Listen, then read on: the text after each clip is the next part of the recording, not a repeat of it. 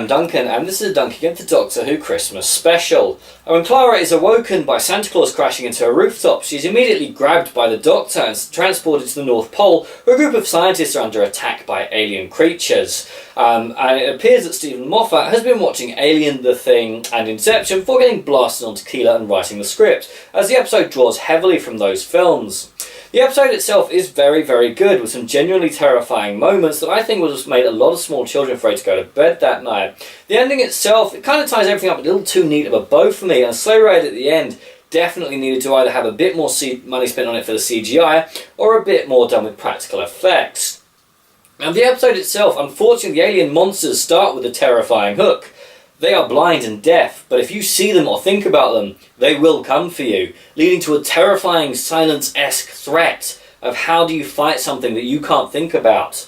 Unfortunately, it kind of wastes that, and the aliens themselves towards the end suffer from a bit of tell, don't show, as opposed to show, don't tell. If I tell you there's a gorilla just be over here, doing the can-can whilst dressed in a tutu, you're going to want to see it and not just hear me tell you about it. However, the episode doesn't do that. We're told that potentially Earth is under threat from millions of these things, but there only seem to be about 6, and they do seem to be rather easily defeated.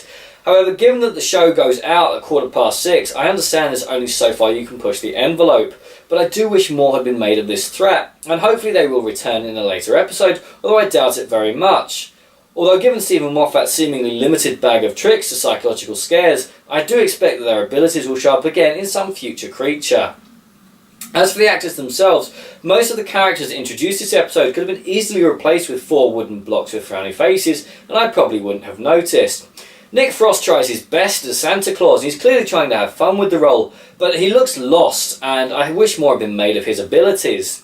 Clara, as always, is a complete mystery to me as to why this character is so popular by Stephen Moffat. She doesn't appear to have many characteristics, and the actress only appears to know how to deliver her lines in a sultry manner.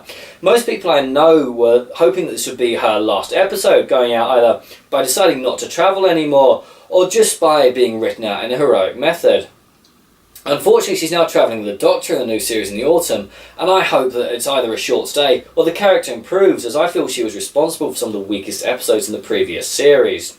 Peter Capaldi absolutely nails it as the Doctor in this one. He's very, very good at playing the character's otherness, his otherworldliness, toning down the humanity that a lot of other Doctors had seemingly imbued. And I feel that he's getting better and better as the series goes on. The aliens themselves aren't particularly in it very much, as I've said, and I feel that's the detriment of the episode, as it feels kind of lost and without focus. It's clearly had a lot of money spent on it, but whereas I feel it all went into sets and some of the CGI, I wish a little bit more had gone into the plot and planning.